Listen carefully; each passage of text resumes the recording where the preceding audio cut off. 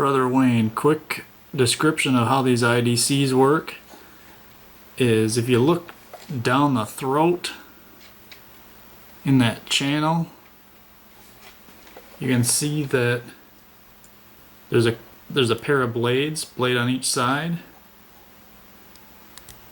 and there's not enough room for that wire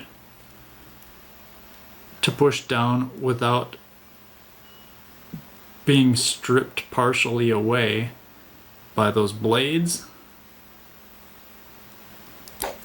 So what I like to do is on one side there'll be a window that closes it off compared to the other side that's open.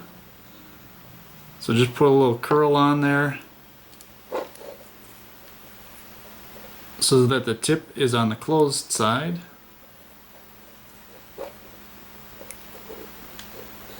Bend it down and you'll see that it's like kind of locked in place, but it hasn't gone through that channel with the blades, and that's when the IDC tool comes in, and you'll line it up with your wire right there.